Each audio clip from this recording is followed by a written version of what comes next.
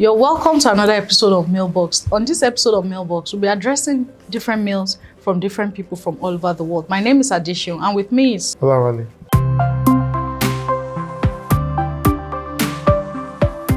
So our first mail today is from Jude. Jude is from Kenya. He says, my ex-wife is poisoning our daughter against me. I was married for 12 years, separated 3 years ago. The marriage was toxic, and I left for my sanity. We have 11-year-old twin daughters, and I've noticed a shift in the way they talk to me lately. Cold, distant, and even disrespectful at times. It feels like she's turning the girls against me. I'm worried I might lose their heart completely. What can I do? I think we have addressed this in one of the episodes. So one of the things you find out in a situation of divorce or separation, there's always this paranoia that happens with situations on the side where a child belongs. And to be honest, I actually have a personal example. All right, now people can actually, those children are discerning enough to know the truth. Mm-hmm.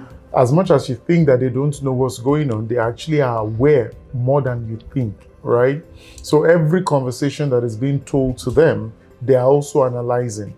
At some point, they would understand the truth. So when somebody keeps poisoning their children towards their father or their mother, whatever that situation is, eventually the child would come to a point of truth.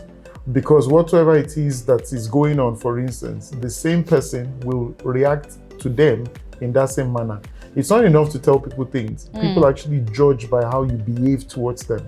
So if you love someone, love is not so much about you talking. Love is about an action. If you have resentment, if you are bitter, if you are anxious, you will pass those things to people and they would eventually see that. Right. Now, this is not me taking sides, and this is why it's important that even in the marriage situation, when you have deficiencies that possibly leads to divorce, what you're supposed to be doing is to help your spouse to fix that character, not by correcting them, because we only know one person who can eventually correct people. So when you have those kind of situations where it leads to separation, it leads to divorce, that's not the end. The place you're going to get to is to help that woman become a better version of herself. So she might be bitter, she might be upset, she might have, she might have thought about the fact that, we're going to do this for the rest of our lives. Right. And this situation came. So nobody actually ever enters into marriage with the concept of, someday we're going to divorce. Right. So when it comes, there is a way and manner in which you must show kindness and some level of grace, even though things are not working out very well. But I understand his situation, which is the fact that the kids are beginning to act in a certain way towards him. My counsel would be that, give them some grace. You do your part. Don't even try to address it. Do your part. Don't try to defend yourself. Do your part as a father. Show up when you're supposed to show up. Do what you're supposed to do. And over time, everything will balance out. Yeah, so adding 12 plus 3, that's 15. The implication is that for 15 years, the woman is still caught in her ways. It means that it's beyond your influence or what you want to say or what you have to do. Now, there are other people that are involved, which are the kids, So just like we said, give them time. Because just being a father, being a loving father that you are, I think you should even show them more love, Yes. Don't reduce whatever your responsibilities, because most times what causes problem and what fuels all these resentments and then somebody trying to pitch someone against another person is when you now stop. Yes. Because of what you heard or what you think your mother is doing. So, it will get to a point that if you still continue being the dad, you keep showing up, you keep providing, you keep sending money, you keep doing what you're expected to do as your dad, it will come to a point that everybody will now start to have a mind of their own, Yes. to now critically analyze what the issues, because at the end of the day, the mom will still show up her character. So whatever the case is, after a while, she will start showing up, and then the kids will now know that after all, probably if you were even patient enough, and if peradventure she's remarrying or she's having a relationship with another person, that character is one. Yeah. It will still come out. Absolutely. Whatever the issue is, because let's not forget to address what actually made the guy leave the marriage. So he didn't even say to what extent the abuse was. He just said the marriage was toxic and he had to live for his sanity. So he's mental, he's more mental than even whatever. So I would advise that you just continue showing up as a dad, being the loving dad you are. Remember them in your place of prayer. Always share a hand of grace. Extend your hand of grace to them, and pretty much I think they will come through.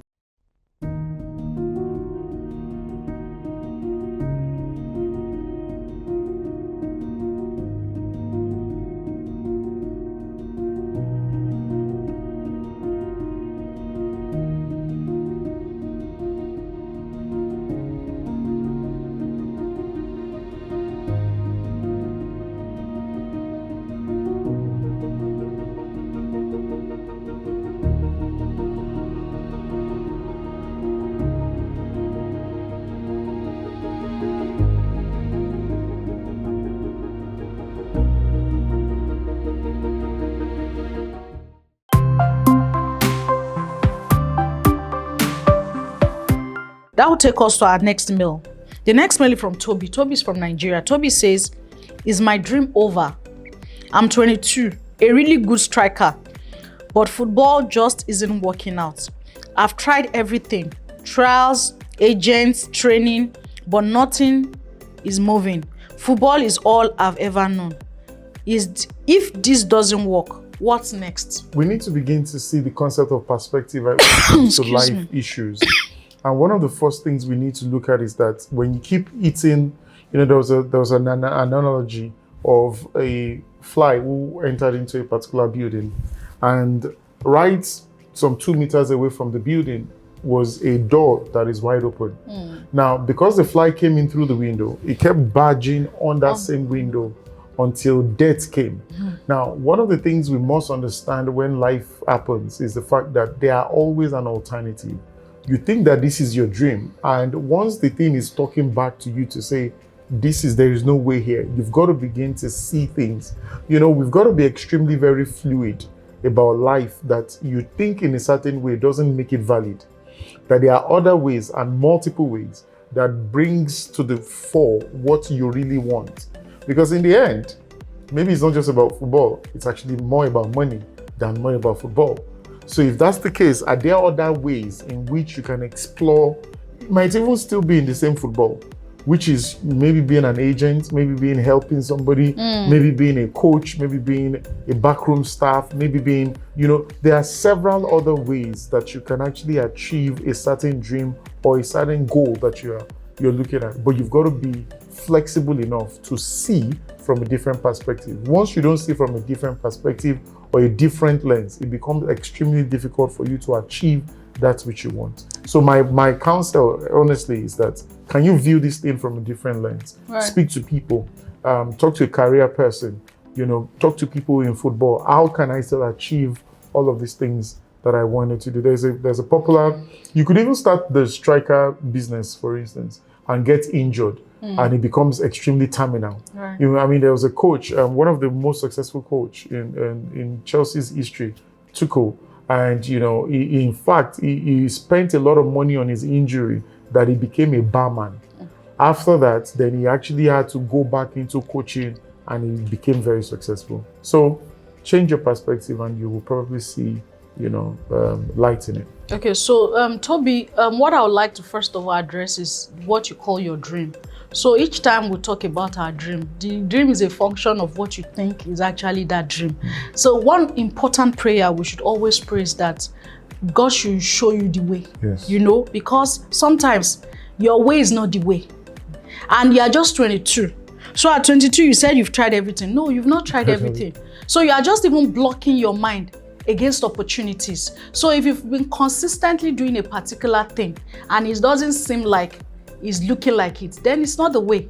I think it's also important as human beings for us to put our hands on a couple of things, So don't ever put all eggs in a basket, especially at a very young age. So when you start getting old, you start beginning to streamline whatever you have in that basket, because of course you would have seen where your strength lies in. You can see which one is your job, which one is a work. Because there are different things. We keep modeling it up. Your job is different from work. That job is that thing that gives you your daily bread.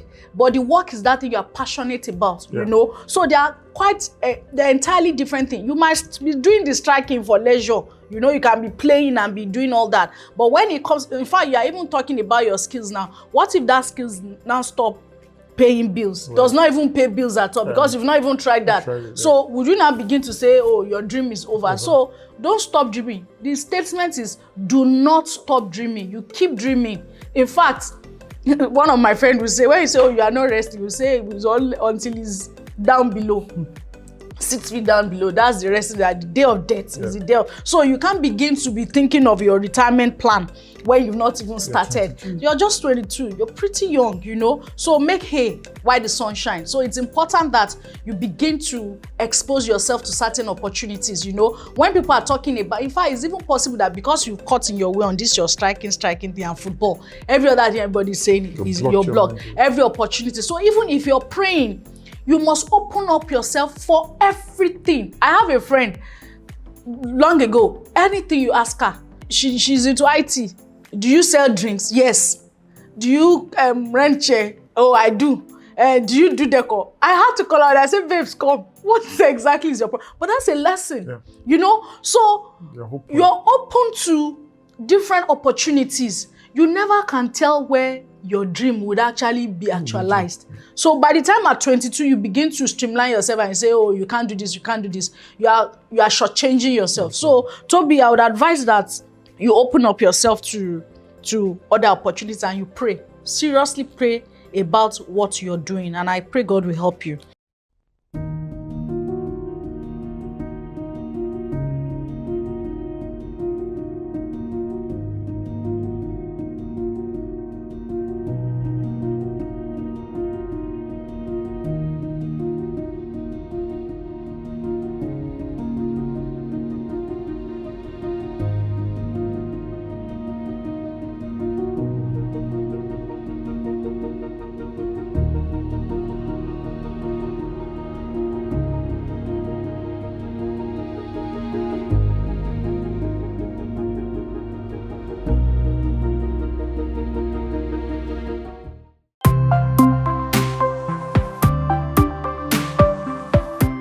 That will take us to our last mail for today. Our last mail is from Mercy. Mercy from Australia. She says, how do I walk away from 25 years?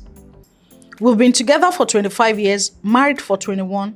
People think walking away should be easy now that I've found out. He's cheated on me on multiple times. But how do I just throw away a life we built? Half of my life with him. I'm angry, yes, but I'm also confused and heartbroken. Is it foolish to still feel torn? I mean, we're humans. When you invest in the lives of people, when there's that bond with someone that you intend to do life with for the rest of your life, and somehow something's happened.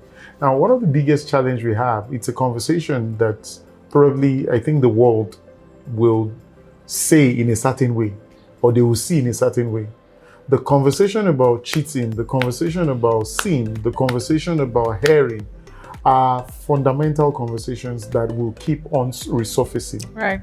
In the relationship, I'm sure she has lied. In the relationship, I'm sure there are several things that has happened, which is why the bedrock of every relationship is forgiveness. Right. Once there is no forgiveness, and the truth about the matter is that you might walk away. It doesn't make any sense, so to speak.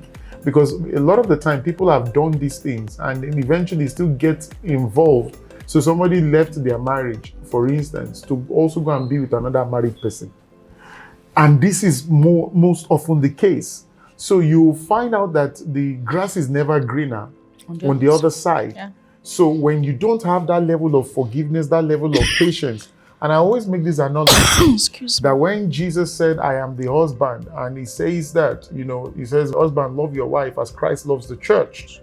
And has there ever been a situation where Jesus says, we're not doing this thing again because I'm the husband, I'm tired of you now? It's never been.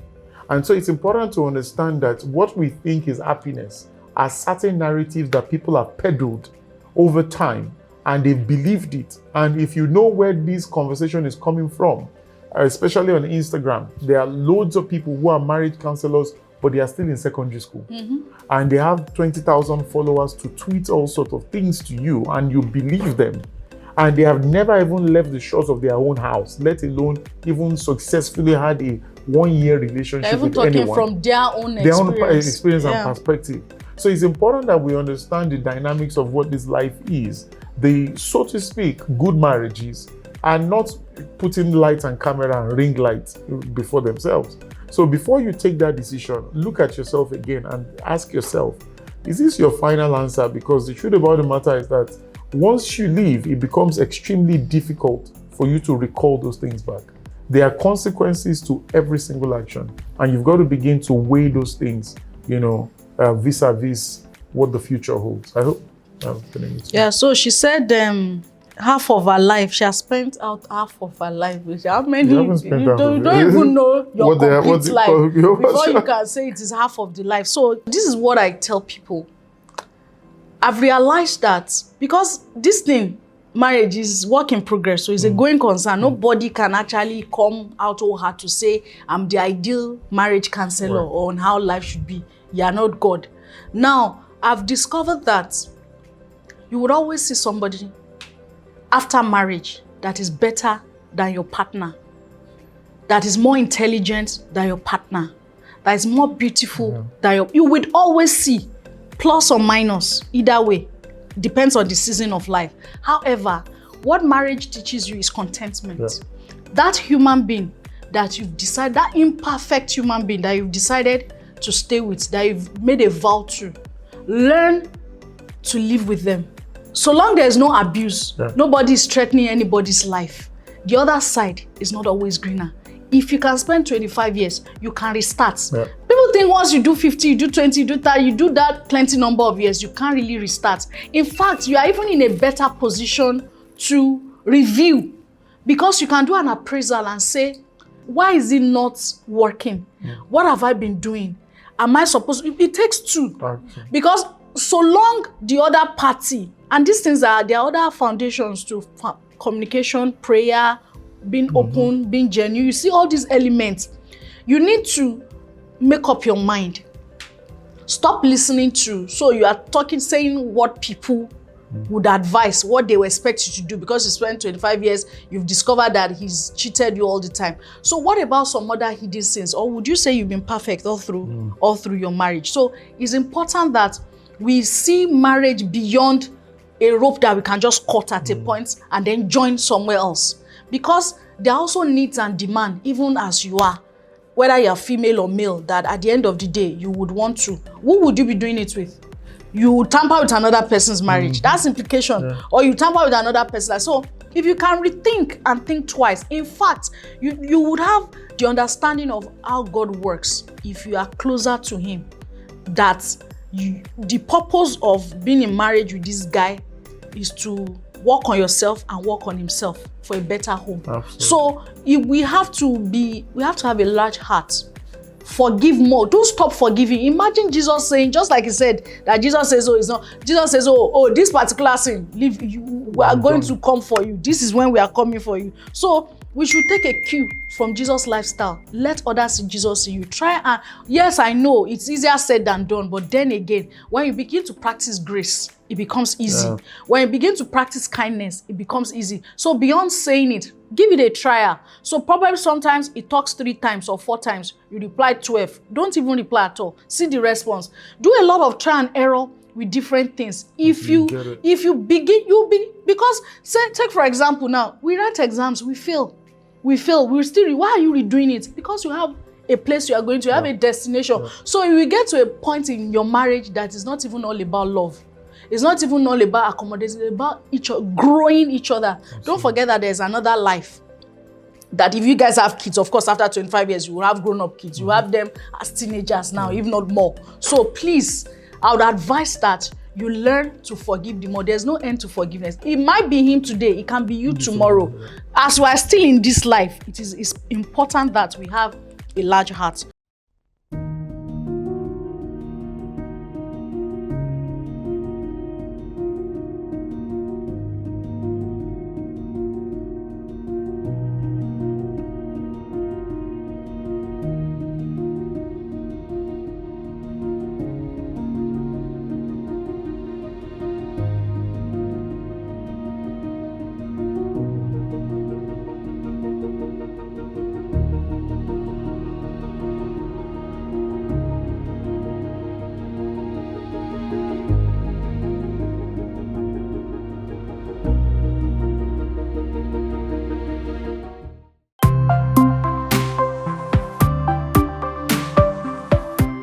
So pretty much, I think that'll be all on this episode of Yep. Mailbox. Till next time, my name is Adesha. Olawale.